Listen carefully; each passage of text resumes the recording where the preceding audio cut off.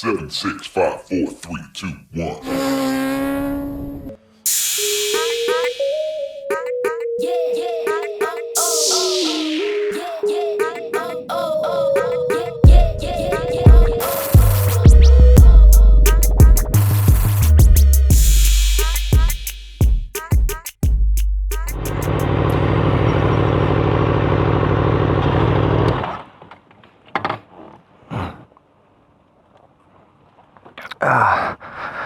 Oh, what's up, guys? So, got off work. I didn't commute to work today on the old Ape, but as soon as I got home, I went out, told the wife, I was like, yo, I'm going out for a ride, took off.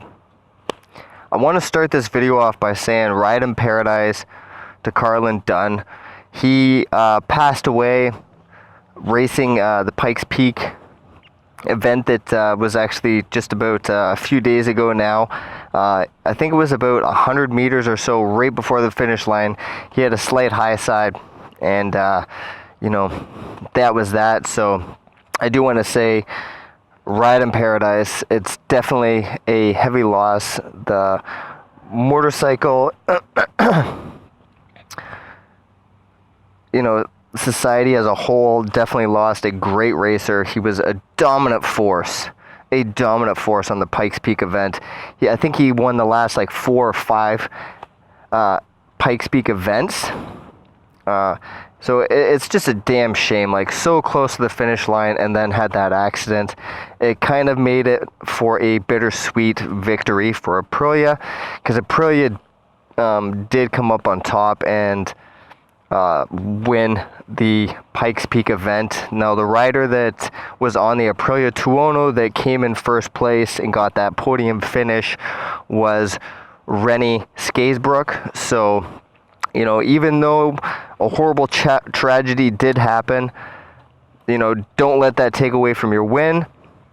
Aprilia won. They deserved it. They worked hard. They have a fantastic machine. They make awesome bikes. And maybe next time Ducati can, you know, pull through. We're gonna actually go and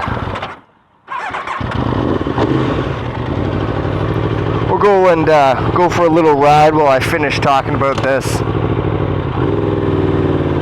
Yeah, Carlin Dunn was actually riding on the Pikes Peak event, the new the new Ducati Street Fighter V4 prototype that supposedly is supposed to come out in 2020, and that's what he was racing when the tragedy happened. I mean, such a horrible, it's just crazy sometimes you think about it, like how fast they go up that. And you know, he's won the last 4 or 5 times, and then this one time just and what I was reading too was some journalists were saying that they were waiting for him to come around for his last sector, and then they just seen kind of shrapnel kind of go over the edge, and he never came around to finish his sector.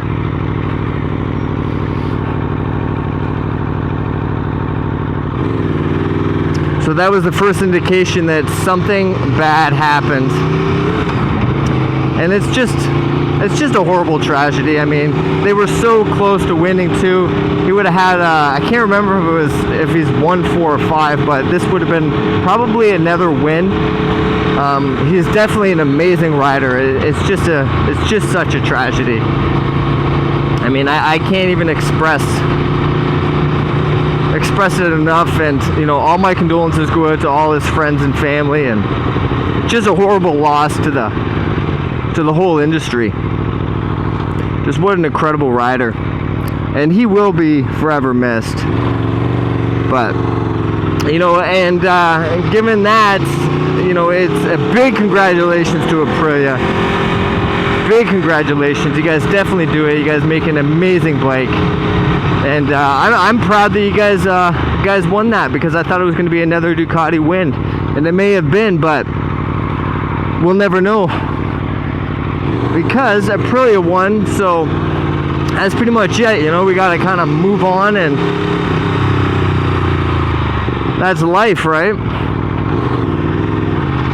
sometimes accidents happen. That's why when I was talking to a guy at work, he was kind of like, oh, I don't know why people, race motorcycles and do all this stuff and, play these sports that there's a potential loss of your life involved. And it's like, dude, you could literally get in an accident on your way home from work. No joke, you could easily get into an accident on your way home from work and die, just like that. And the difference is nobody's going to remember your name, just family. You know what I mean? Some of these racers are so passionate about the sport. They're just so in love with motorcycles and racing and the whole competitiveness of it, that risk is worth it. And people will remember them 20 years ago. I mean, how many people remember Robert Dunlop? And, Robert Dunlop passed away, what was it, 2002? I can't remember the exact year, but it's been a while. We all remember him. The ones that follow the races and that follow road racing and Isle of Man, we all remember the Dunlops. Joey and Robert. Ride in Paradise, both of them. We remember. So there's a thing. I mean, we could die at any given moment. I could die and get rear-ended right here, right now, and get crushed. Shit happens. There's really, if you're gonna live your life wondering, oh, you know what, something bad could happen, there's no point in even going outside. There's no point in going outside. There's no point in enjoying life. Might as well just cut your losses, wrap yourself in bubble wrap, and just stay inside and live a horrible, miserable life. Those are my opinions on it. Those are my opinions on it, because I'm telling you, even just a basic track day, tragedy can strike. Tragedy can strike. You just never know. And when you're passionate about something, you accept those risks because the rewards just are so much greater. So that's why people race and do stuff that could cost them their life. You only live once. So look at the Kentucky Kid. Race MotoGP at 200 miles an hour, over 200 miles an hour on a regular basis, and then accidentally blows the stop sign while riding a bicycle and gets hit by a car and dies. Right? Also, Ride in Paradise. What a fantastic rider. He always calm and collective in interviews. He's a very, very good man, as well as racing. I'm not quite sure where is this guy going.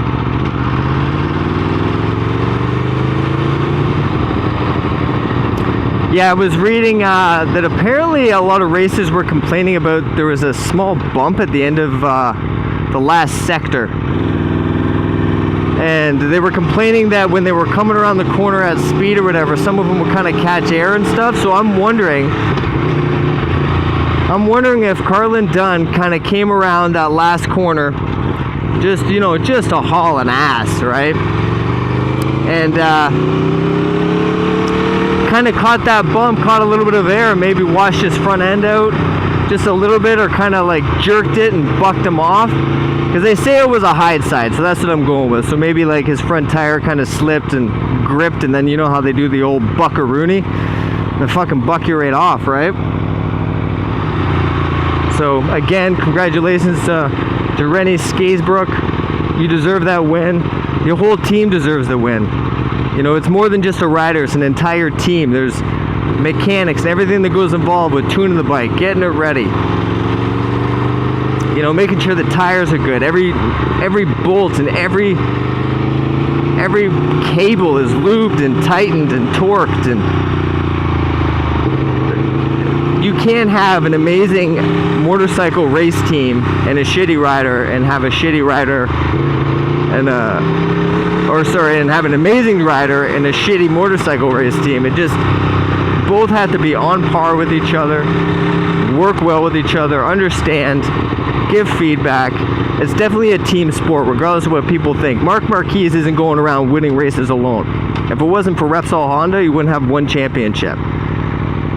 Now, on the other hand, if Marc Marquez didn't race for Honda, Repsol probably wouldn't have as many championships in a row. Guaranteed they have some. Team Repsol's a tank. Can't even mess with them. Just Marquez is... And I'm kind of getting off topic, but Marquez is the type of rider that either he wins or he doesn't finish. You know what I mean? As much as he crashes, he still wins so much. He still wins so many races and packs the points in that he actually wins at the end of the season. The whole kit and caboodle.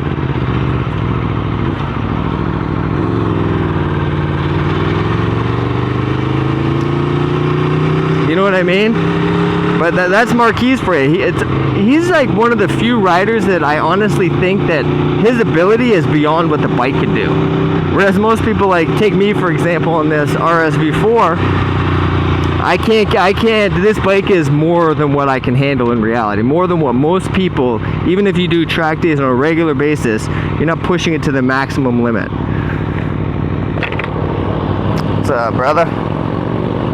But Marc Marquez, on the other hand, you know, or people like Carlin Dunn, I think their skill and ability is beyond what the bike is capable of.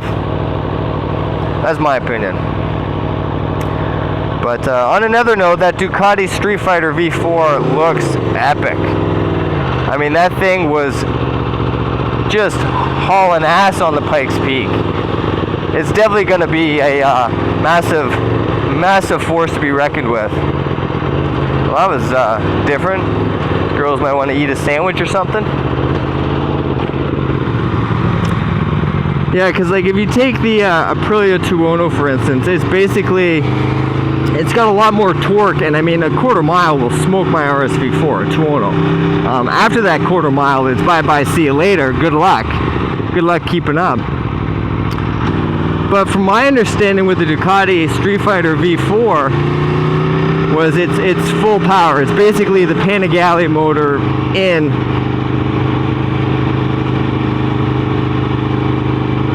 the Street Fighter. Not like it's detuned or nothing like that. So I mean, hey, right?